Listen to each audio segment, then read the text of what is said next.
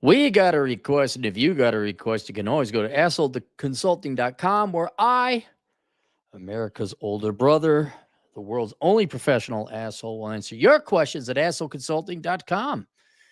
Hey, asshole, 24-year-old singer, bachelor, living in Las Vegas. Oh, you're in my neck of the woods, Nevada. The question, how do I deal with undue financial anxiety? Is it undue? All these immigrants, at least back in the day, would come here to escape a horrible poverty, and they would bust their ass off. You know what drove them? Communism, dictatorships, a guy with a funny mustache. I don't know if it's undue or it's just like a good thing, maybe. But yeah, maybe you ought to have financial anxiety. And wow, look at that. They do really well. Now, if they just, oh, welfare, oh my God, yeah, the free thing. We'll spit out some kids. I don't know if we can afford them.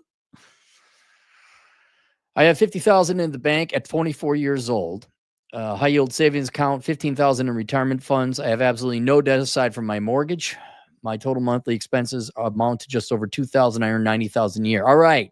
Now, you know, and I know you're in a great position, right? You know, I'm just going to assume you know, like, wow, especially for a 24-year-old, you're in amazing shape. However, if you are under 6 feet tall, you dumb son of it. No, I kid. And that's why you're reaching out to me and say, hey, I got this this is pretty stable. Why do I still feel anxiety? It's not rational, and that's good because it isn't rational. So at least you know you got a problem. On paper, it seems I'm doing fine. However, I feel mentally stuck and on survival mode on a day-to-day basis. I grew up during the 2008 financial collapse, and I think watching my family suffer as a kid. You think? Hang on. I don't know what it is with this. I swear to God. Is it my eye or is it my glasses? Oh my God. It's the glasses. I grew up during the 2008 financial collapse, and I think watching my family suffer as a kid has contributed to my nonstop money anxiety as an adult. No kidding, really?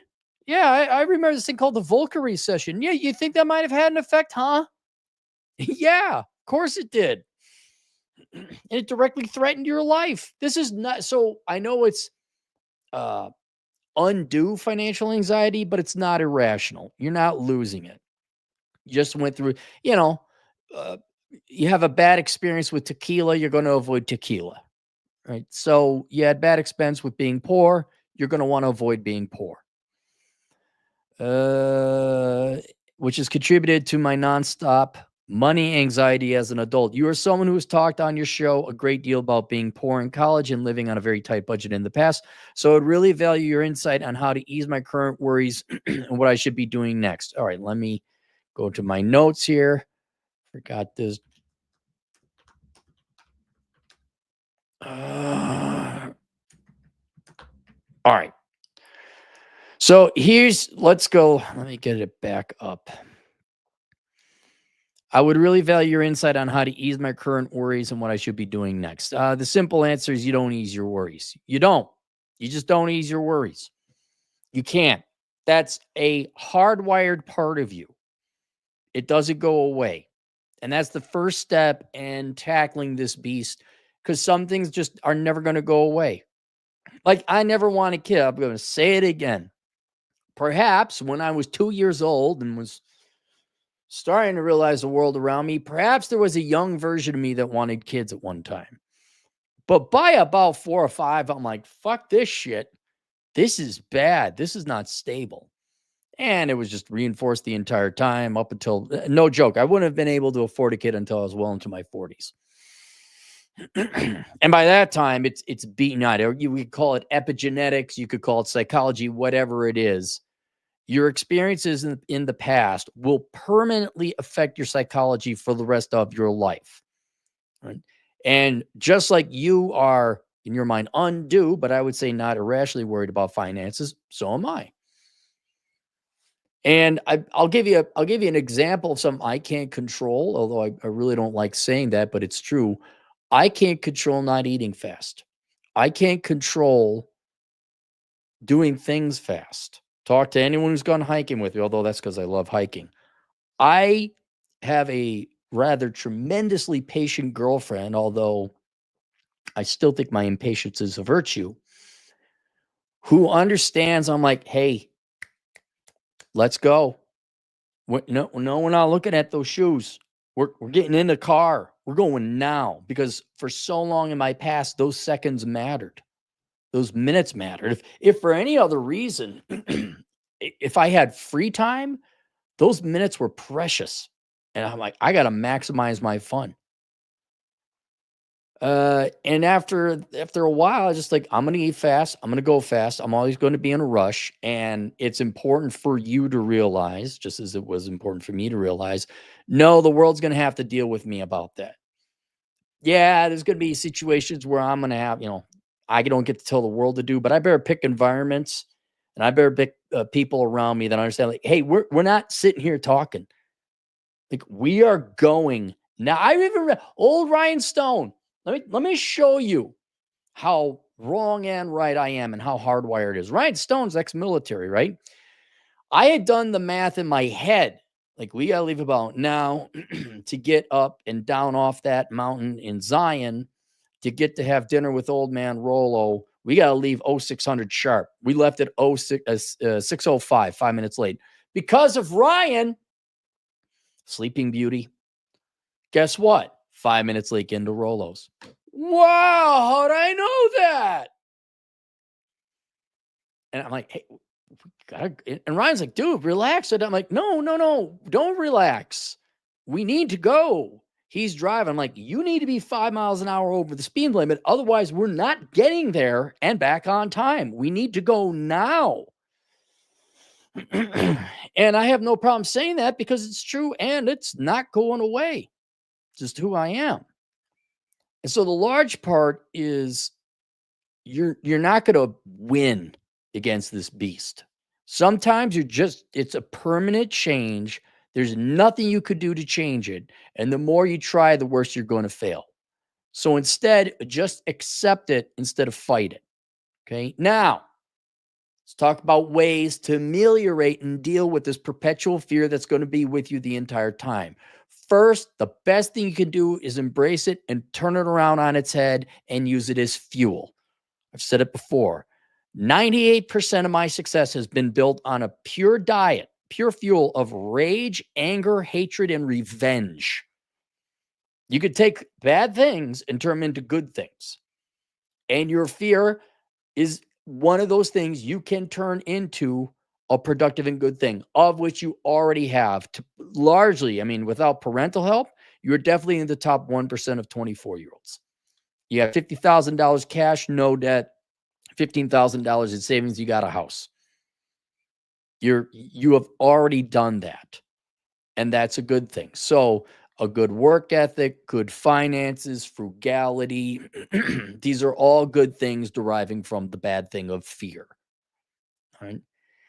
Then there's other things you can do that are good financial measures, continuing to make lemonades out of lemon, but this will lessen your fear. It will never go away, but it will take the edge off. And I mean, it's just going to take the edge off. You're still going to have 98% of your fear. This is just to make it less pungent, less painful, less precise. All right. Oh, God dang it. I swear. This is, oh, my eyes. So there's a couple financial moves you can do, which you haven't done yet, but that's because you're young. You could diversify your income, right? If you want, why don't you join the reserves? Why don't you join the National Guard? Why don't you, once you get a little bit more settled, why don't you rent out a room to a buddy? Okay. Get a little bit of diversified income coming in. Set up a company if it's within your wheelhouse to do so. I had rental income, online finance courses, dance classes, and I had work security as well. And in addition to a regular job. Had to. With that diversified income, why don't you diversify your assets? You got a high yield savings account, $50,000. Okay, that's a very admirable fuck you fund. You're good to go on that. Now let's start looking at maybe, depending on your interest rate, why don't you make a little bit more payment towards your mortgage? Why don't we accelerate the amortization on your mortgage? Maybe depending on however much, if you can make some extra payments now, and maybe the next couple of years to accelerate the ending of your mortgage by 10 years, that's going to really help your finances midterm. What about precious metals? What about some skills? You got some diversified skill sets? Can you fix your car? Can you fix your house? Do you have tools? What are you doing to make it so that you're not going to need other people's services and have to pay it that much? Something really boring. How's your health? You floss your teeth and brush your teeth so you don't have to spend money on dentists? Are you overweight? Are you going to have to worry about surgery or having health care? How about we just make sure those things are off the table? Uh, mutual fund, diversified mutual funds, things like that. I know this sounds a little bit too far, but I don't think it is. What about buying and hoarding perishables, right? I've done this. I got enough toothpaste and light bulbs to last my life. They're not perishable. Now watch some idiot. Actually, toothpaste has a shut the fuck up. Right? What are you? Did you go through hunger? I got some freeze dried food. Right? I'm gonna learn how to distill booze. If the crisis comes, I'm printing my own money. There are things you can do now to insure against and lessen the you'll never fully eliminate it, but there's things you can buy now that will lock in a certain standard of living and make enduring the poor standards of living you did in the past a much, much lower probability. And so I'm not saying don't go out and ever have fun and have 10 years of freeze dried food or anything like that. But what if you had some guns and some ammo? You learn to hunt and learn to skin a deer or field dress a deer. What if you learn how to fish and fillet fish? What if you had a good set of tools? What if you bought a bunch of things now that you knew you were going to use over the course of time? And that way you locked in your expenses and solar panels. I'm happy to get solar panels. That ensures I'm going to have light. A lot, and just so you know, both you and I have left the reservation. Most people, what do you think the electrical grid's going to go down? It's like it doesn't matter what I think because if it does, you're the one with the problem. I don't have to worry about it anymore. And then I would say the final boss, like the last thing you can do is if you're really worried, get some property overseas and some citizenship. That's a long process. Maybe not buying the property, but and then just so you know, that's it. I don't know what else there is to do beyond that. I guess you become a surgeon or some highly skilled individual that's always in demand. But that's about it. And there is a limit to it. And I would really draw it at there. I would almost say the perishables would be like that should be enough for now. Down the road, maybe you worry about citizenship or property overseas. But those are the tangible, physical. I talk about in this book, Zero World Problems. I go through. I talk about citizenship overseas because not worrying is a tremendous increase in your standards of living.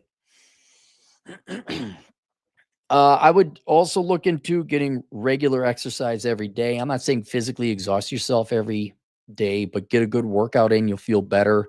It'll help you sleep more at night. I would also get your sleep down, take melatonin. I don't know about you, but there were some times I'd be wide awake at night worrying about shit. Cappy, why do you hate the generations before you? So I would try and get your sleep right. That's very important. And then this is the hardest part. The hardest thing is your brain started as a pile of young 3-year-old goo. And now it is a 24-year-old pile of goo. It has been shaped and hardwired by the experiences you endured back then. It would stand to reason if you forced yourself into a calmer, happier environment, your brain would slowly over years become less and less worried. This is the long marathon part of getting over fear, and that is putting your brain into a environment like have a good time sometimes. Go and sit in a quiet place. Uh, Meditate. Get wind chimes. Play some video games and force yourself to have fun. And I am totally being a hypocrite when I give you that advice because that is kind of the stage old Capmeister is at, and it is fucking hard. Why do you sit down and relax? I will end you. I will fucking end you. Do not get in the way of me and the money I make from my food, motherfucker. I will end you. Gee, man, I will bury your head into the trunk of your car. Do you got the money? Do you have the money? Oh, you don't? Maybe your dad has the money. That's one thing. Oh, God, infuriating. Will you just relax these girls I would date? Like, why don't you give me some of your dad's money? Right? He gives you all this money, and you think that going to Subway is beneath you. Why don't you give me some of your dad's money? And then finally, I kind of indicated this before for financial purposes to diversify your income. I would say this also for camaraderie, because if you were brought up poor, that means your family wasn't stable. So you didn't really have a stable environment. I would look into a fraternal order or again, joining the military, not full time because it sounds like you have a real job, but I would look at the reserves or the National Guard. You get some family, you get some skills. There's a lot of other benefits, health benefits that will lessen your total financial budget you have to spend in the future. You make a little bit of money on the side, and you have kind of a family you belong to, people who got your back, or reserve police, or maybe work part time as a cop. A lot of the cops are short staff, except for Minneapolis because no one wants to work there. They're overstaffed actually, but they're down 40%. Yeah, they're overstaffed. No cops should be work. Guys, if you're in Minneapolis, none of you cops should be working there. Quit now. Leave.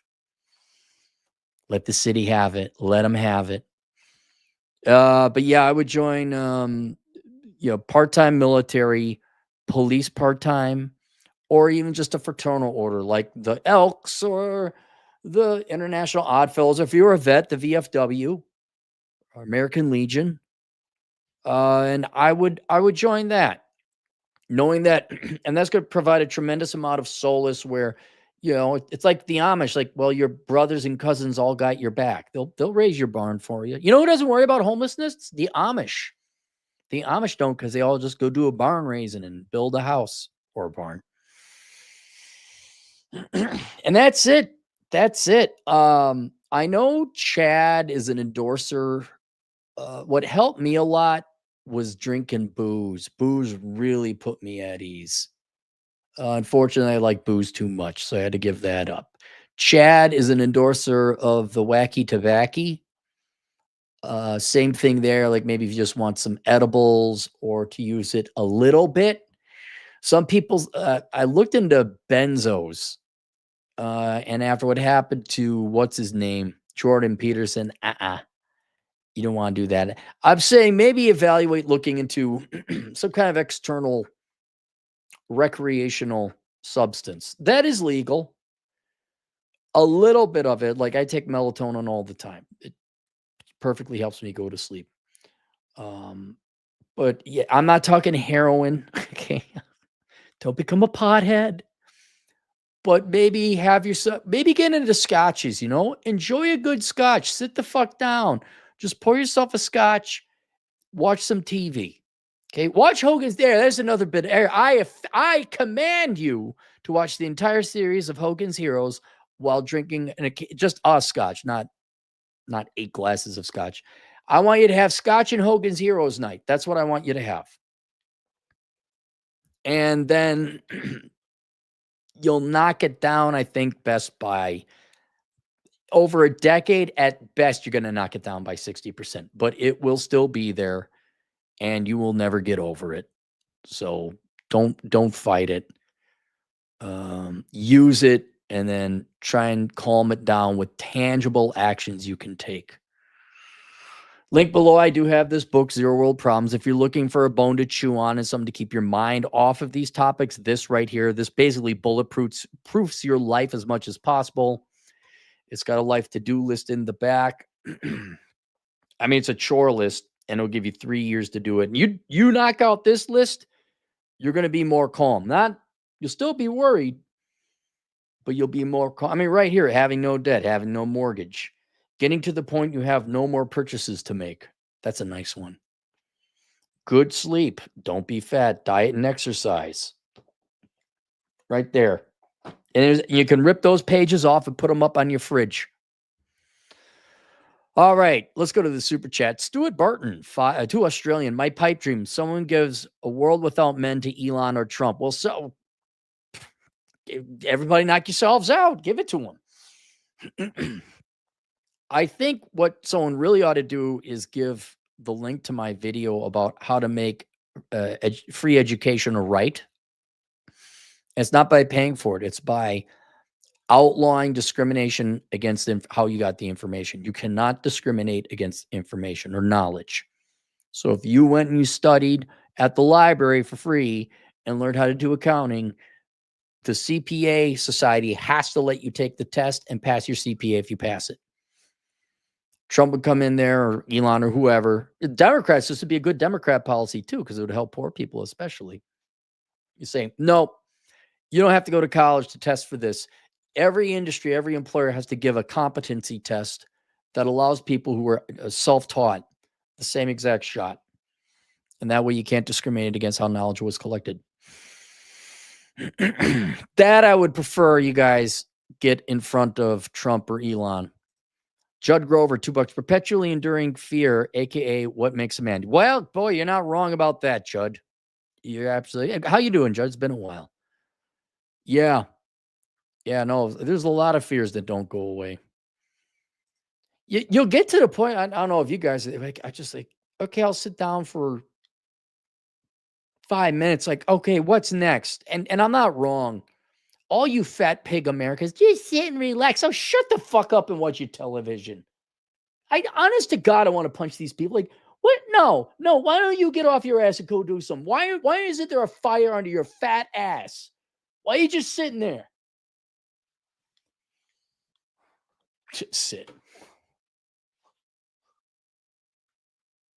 Oh, it drove me nuts when I was a kid. We go to like church. Everyone had to talk to everyone, and the kids are bored out of their mind. Can we go out and play? No, stand here. Be quiet. Be patient. Oh, the cheapest of nursing homes. Iron Horse review. Oh, I'm sorry. I skipped here, Magnum. My apologies. $5. If you have fear and anxiety, just watch stupid people buying things they can't afford. Don't ever develop FOMO. I don't think that's his fear. He's not like, oh my God, I'm missing out on the fun shit. He's just like, I'm afraid the bad financial times will come again and I'll be hungry, or I'll be worrying about not being able to afford rent.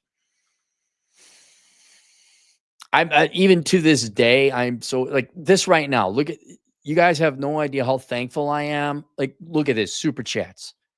Like I go buy food and gas, and it's just like, oh my God, there's money coming in, and $5. Now, back in the day, $5 would get you a $5 footlong. Iron Horse, you remember those times? I think a lot of you guys are old enough to remember that. It's not like, oh, look at all the money I get to go buy dumb shit. I'm like, look at all this money. That means I'm financially stable and I don't have to worry about money anymore. Look, I can actually afford a set of tires for the vehicle. Magnum. Oh, I keep skipping ahead. Iron Horse reviews. It'll get better, but will never totally go away. I've done pretty much okay, but still automatically think very defensively on most things financial. Yeah. And look at you. You're a millionaire, man. I got a buddy just like you, same field, and he's always, I got to get another house. I got to flip another property. I'm like, dude, cash in and diversify and just live off the, no. I'm like, okay, all right. Uh, uh, just hang out with me once before you die of a stroke, okay? Magnum Opus, $10. Working with boomers and bad relationships more or less helped me get over a lot of fear. Plus, it's an emotional state. You get sick the older you get. You can't afford, nor do you have the time for fear. Magnum, that's a great point. I was watching a documentary of the person has long since passed, but they were interviewing, I think it was an American bomber pilot or fighter pilot. I think it was a bomber. The American 8th Air Force or Army Corps, Air Corps, where they were doing daytime bombing over Germany. And there was like a 1 in 5 chance you were going to die. Maybe it was even worse. And he was saying that if you got assigned to that, you were a wreck for about a week or two. And then you realized if you're going to buy it, you're going to buy it. And worrying about it, you couldn't live. He said, you just couldn't live like that, worrying about it all the time. And yeah, I've had bad relationships and bad careers and bad jobs and bad bosses where you worry, where we're like, nope, fuck it. And you really become a stoic very quickly. But yeah, you can't be in that constant emotional state of fear.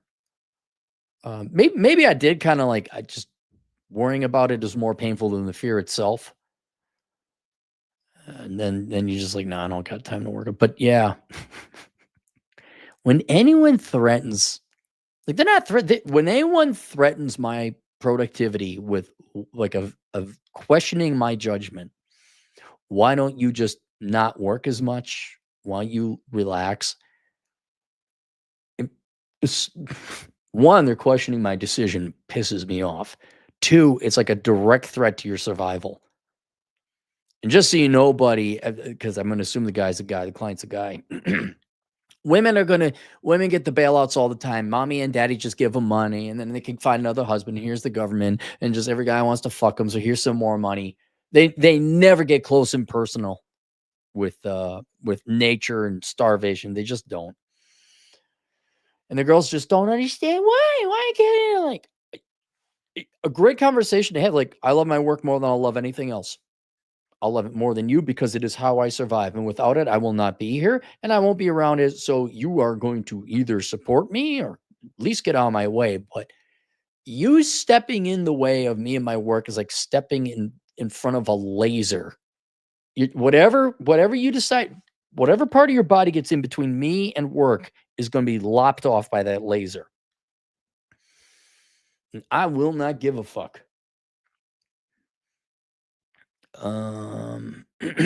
Stuart Barton, 5 Australian. It doesn't matter what I think because if it happens, you're the one with the problem. Laugh out loud. It had me dying of laughter there. Yep. That's, by golly, there's a chapter called It Sounds Like a Them Problem, and it's in Zero World Problems, where you stop giving a fuck about other people's problems.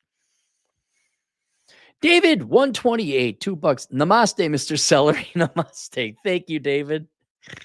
Krupa Cake, $2. I'm afraid of false accusations. Any advice? Well, it depends on your environment, but film yourself. Have all conversations recorded. I mean, it depends on whether you're at work or whatever. Give them no reason. Always have an alibi. Don't do the thing that they're accusing you of, so there's no evidence of it because you didn't do it. Choose the people you hang out with wisely. Yeah, that's about it. I mean, it depends on what context, but here, you really, Krupa Cake, there's a book, it's called The Pence Principle. Randall Bentwick, he wrote it. I advertised this book a while ago. Go get it. The Pence Principle. It's on Amazon. And it's a short little read. He goes through all these different things because he had sons and he was worried that his sons might get into. His sons are probably in their 20s now. Go through it. It's a great how-to, like how to build up your defenses and, protect yourself. Faithful Sock, 10 generous dollars. Hello, Cappy. Based on the lifestyle that truck drivers lead, has anyone ever mentioned to you how hard it is to be far from home and family and how to deal with the loneliness? Thanks for being there. It's really an Alex Patino question because I'm not, but I haven't, not really. Alex, he works out regularly. So I think he keeps his mind and body in ship shape. I think he regularly sees his family. Being far away from home, unless you're an oil truck, I mean, I'm sure there are different levels and times truck drivers are away from their families. Some might see them once every other day. Some might see them on weekends. Some you may not see them for months. I don't know, and it all depends. I know it's going to sound hard. Get the fuck over it, right? Like it is what it is. If you are being far away from home and family, you should be compensated for it. And the further and longer you're away from home, the more you should be compensated. But otherwise, tough shit. Then them's the breaks. Like I didn't call my folks for 6 months in college because I couldn't afford long distance. That's really what they thought. I left the family. I'm like, no, I don't have long distance. Were you going to pay for it? Oh, yeah, a lot. You're just good working nighttime security. You're alone most of the time. You sleep during the day. Get over it. Get some seniority. Work towards a position where you can see them more regularly. But that's how it is. I mean, yeah, you're lonely. I guess we could follow the same pattern. It doesn't do you any good worrying about it. So focus on some other things. Look towards the longer goal. I imagine you're taking this truck driving away from family and home because it's paying you well. Well, that money should be thrown towards the point in time you could see your family all the time or more frequently. So don't make the sacrifice in vain. And I'll tell you this, maybe you're a younger couple. Distance does make the heart grow fonder. The only reason me and the GF have been together so long is because I'll just pick up and leave for a week or two. Like I'm going to Canada. I'm going here. I'm going there. Now, more often she comes with me because we both have remote work. Uh, but yeah, and God, I know couples where they just can't leave each other's side and they hate each other. As long as you come back and see your wife and your kids regularly, the kids is the hard part. But usually your wife will miss you too, I think. I don't know. And no problem. We're glad to be here as long as you truck drivers can tune in and hang out. Justified Misagony, $2. Should I buy necessities now or see how tariffs go? Well, a lot of the one thing in America we make is our own food. I mean, you should let's start with this. Justified. Everyone should have. Forget economic collapse and Democrats and feminists taking over and men just saying fuck it. What if the electricity goes down? What if there's a Hurricane Katrina kind of instance? Everyone should have an emergency fund, right? So let's get to the point. You can go to Home Depot, get the blue thing of a water. Why don't you go get yourself three, what are those? 10-gallon things of water? Get three things of water, fill it up. Okay. Go get yourself some iodine pills and some water purifying straws. Go now, by the way, if you're going to do this, go to olderbrother.com/donate, click on the Amazon banner and if you're going to buy all this, do it through my Amazon affiliate program. Okay. Olderbrother.com/donate. Look for the Amazon banner, click on that. Bam. There you go. Cappy, do I have to log in first? No, you just have to go to that website, click on it first, do shopping, log in after. Then I still get the commission and the cut. So what else? You get some freeze-dried food for a week, right? For however many family members there is. Do you got a gun? Do you have some ammo? Do you know how to sight it? And do you know how to hunt? Well, you got a first aid pack. Why you just you can get that most of that stuff's made in America, I think. And then I would look at getting it's called the Jackery 1000. And that's a nice little portable solar pack that you don't need to have to spend no 30 grand on solar panels and all that. But that I'd almost hold off on that. That's almost a luxury purchase. In Stuart Barton to Australia, there's a New Guinea saying, problem belong you. Oh, in New Guinea, the country of New Guinea, saying, problem belong you.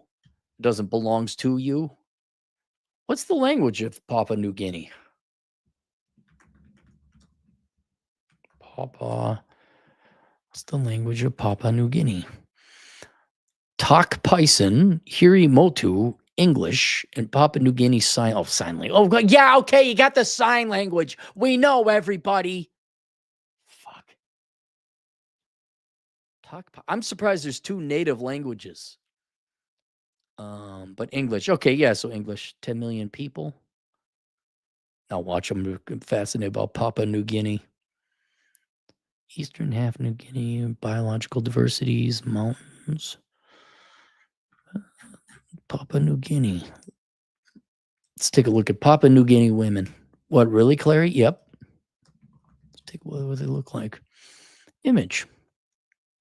Hey, no, no, no, no, no, no, no, no, no plate in the lips. Nope. No. Okay. Yep. Not going to Papua New Guinea. Nope. Not going to happen. Stuart Barton, $2. It is pigeon. Pigeon. Okay, that's how you pronounce it. Nice. Okay. That's it. Questions, answers, assholeconsulting.com. We'll see you guys later. Toodles.